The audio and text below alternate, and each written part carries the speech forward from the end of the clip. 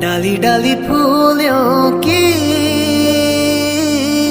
तुझको बुलाए रे मुसाफिर मेरे उत्तराखंड में। तो hello guys, welcome to O7 brothers. और मेरा नाम है विपुल नौटियाल। और बहुत टाइम से मेरे पे रिक्वेस्ट आ रही थी कि गौमुख तपोवन ट्रैक का बताओ।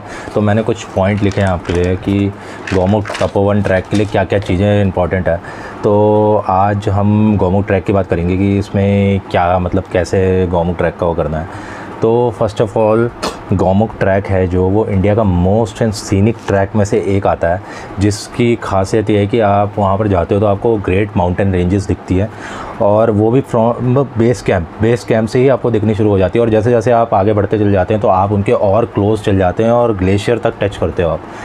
तो पहली बात यह है कि गौमुख ट्रैक में एक चीज़ ध्यान रखने वाली बात है कि ये ईजी ट्रैक नहीं है, ठीक है। ये हर कोई नहीं कर सकता इस ट्रैक को। तो फर्स्ट ऑफ़ ऑल एक चीज़ आपको बता देता हूँ, जिसको गौमुख तपोवन ट्रैक करना है तो उसके लिए आपको परमिशन गंगोत्री फॉरेस्ट ऑफिस से मिलती है, ना कि Uttarkashi SDM office. Uttarkashi SDM office से नीलोंग वैली की परमिशन मिलती है, और गौमुख तपोवन ट्रैक के लिए आपको गंगोत्री से फॉरेस्ट ऑफिस से परमिशन मिलती है। आपको NOC एक नोटिस वहाँ पर सबमिट करना पड़ता है, और उसकी टाइमिंग होती है मॉर्निंग 10 बजे से 2-3 घंटे के लिए खुलता है, और वो फिर इवनिंग में 4 बजे या 4:30 से 2-3 घंटे का आगे लगा लो, तो उतना होता है। और वहाँ की लिमिट है कि एक दिन में 100 लोग जाएंगे, उससे ज़्यादा नहीं जाते वहाँ पर, ठीक है। और एक चीज़ बता दूं, जिसको गौमुख तपोवन ट्रैक करना है वो ट्रैक इजी नहीं है, because of its climatic condition and altitude जो आप वहाँ पर गेन करते हो, ठीक है।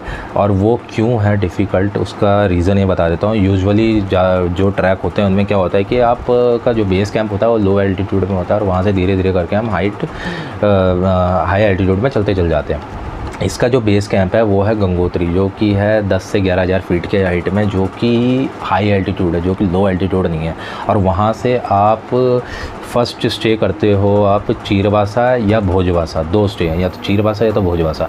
तो गंगोत्री से जो चीरवासा का डिस्टेंस है वो है 9 किलोमीटर, और जो भोजवासा का है वो है गंगोत्री से 14 किलोमीटर, मतलब चीरवासा से 5 किलोमीटर और आगे, ठीक है। तो जो गंगोत्री है जो कि 10,000 फीट में है, और वहाँ से आप सीधा फर्स्ट स्टे कर रहे हो 12,800 फीट में, जो कि भोजवासा है, और चीरवासा 12,500 फीट।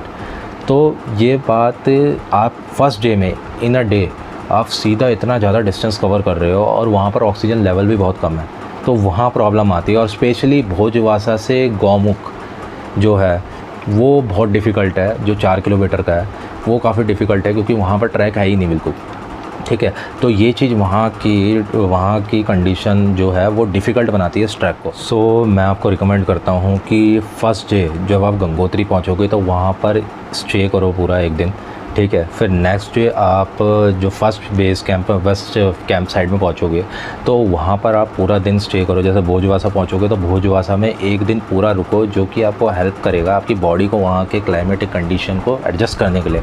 तो वो आपको हेल्प करेगा कि आप ट्रैक को ईज़िली कर पाओ। तो पहले दिन आप गंगोत्री में रुके पूरा दिन, आपकी बॉडी वहाँ के क्लाइमेटिक कंडीशन के साथ, वहाँ एल्टीट्यूड के साथ एडजस्ट करा। दूसरे दिन आप भोजवासा पहुँचे, भोजवासा में पूरे दिन रुकना है आपको, वहाँ से आगे नहीं जाना। वहाँ पर अपनी बॉडी को वहाँ की क्लाइमेटिक कंडीशन के अकॉर्डिंग एडजस्ट करना है, कंफर्टेबल करना है। फिर उसके नेक्स्ट डे आप गौमुख के लिए जब ट्रैक करोगे भोजवासा से गौमुख तक, वो आपको बहुत हेल्प करेगा ये, क्योंकि आपकी बॉडी वहाँ के क्लाइमेटिक कंडीशन के लिए एडजस्ट हो चुकी है, तो वो आपको AMS से बचाएगा, ठीक है। तो इसलिए मैं बोल रहा हूँ कि आपको वहाँ पर 3 या 4 दिन का पूरा डे लगेगा वहाँ ट्रैक का, ईज़िली अगर कंफर्टेबली करना है। ये 3 या 4 दिन लगेंगे, ठीक है। उसमें आपको अपनी बॉडी की हर हरकत को मतलब बहुत डीपली नोटिस करना है, ठीक है। अवेयर रहना अपनी बॉडी का, कि जैसे जैसे आप ऊपर जा रहे हो तो आपकी बॉडी में क्या चेंजेस आ रहे हैं, या बॉडी आपकी कैसे रिएक्ट कर रही है, ठीक है। और जब हम भोजवासा से आपका गौमुख के लिए जाते हैं तो वो तो काफ़ी डिफ़िकल्ट है, बिकॉज़ आपको ट्रॉली में जाते हैं, क्रॉस करते हैं, फिर वहाँ से आगे फिर बिल्कुल कोई ट्रैक है ही नहीं, बिल्कुल रॉक फॉलिंग एरिया है, और रॉक्स के ऊपर से ही चलते चलते जाना है। बीच में सामने ग्लेशियर है, शिवलिंग पीक दिखती है, सामने भागीरथी पीक दिखती है, चलते रहते हैं। और जो ये पूरा आपका गौमुख से, ये गंगोत्री से गौमुख वाला है, तो इसमें बहुत ज़्यादा रॉक फॉलिंग जोन्स भी है। ठीक है, तो ये जो टोटल ट्रैक है गंगोत्री से आपका गौमुख तक वो 18 किलोमीटर्स का है। ठीक है, तो जो टोटल हो गया ऑलमोस्ट 50 किलोमीटर का ट्रैक है आना और जाना। ठीक है, तो फर्स्ट डे जब आप भोजवासा से गौमुख जाओगे तो गौमुख का 4 किलोमीटर का ट्रैक है, पर उसको कवर करने में आपको पूरा दिन लग जाएगा। तो जब आप गौमुख से वापस आओगे तो भोजवासा पहुंचोगे शाम तक। तो भोजवासा में उसके बाद एक स्टे करना है और उसके बाद अगले दिन सीधा गंगोत्री।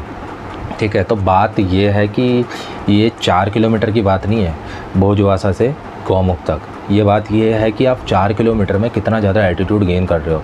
हम अराउंड बीच में इसमें क्या है कि एल्टीट्यूड, इसकी ट्रैक की स्पेशलिटी ये है कि एल्टीट्यूड लो होता ही नहीं है।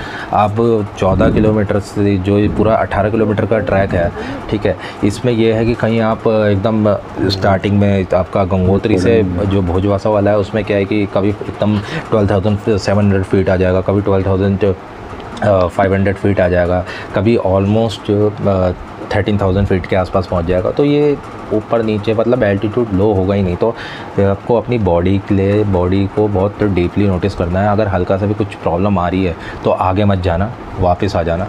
ठीक है, क्योंकि वहाँ पर हमने बहुत सारे एमएस के केसेस देखे, लोग ऑक्सीजन सिलेंडर में जा रहे हैं, लोगों के सर घूमते हुए देखे। तो रिस्क लेने की बात नहीं है, फालतू में आगे जाओ और फिर बाद में दिक्कत आ जाए। तो वहाँ पर बहुत रिमोट एरिया है तो प्रॉब्लम आ सकती है।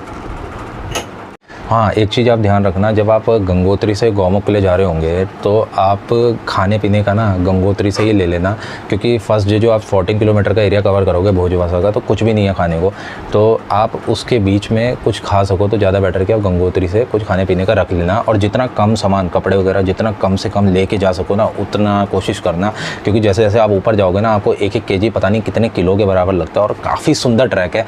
आपके राइट साइड में भी ग्लेशियर होगा, आपके लेफ्ट साइड में भी ग्लेशियर होगा, आपके फ्रंट में भी। तो तीनों साइड से आप ग्लेशियर से घिरे होंगे। और एक चीज़ ध्यान रखना कि बीच में ना बहुत सारे रॉक मतलब डेंजरस और रॉक फॉलिंग जोन्स आएंगे, तो वहाँ से ना जितना जल्दी हो सके निकल जाना। ठीक है, और जिसको अगर गौमुख तपोवन ट्रैक करना है तो मैं आपको रिकमेंड करता हूँ कि आप ना 1 महीने पहले से ना अपनी एक्सरसाइजेस सारी शुरू कर दें।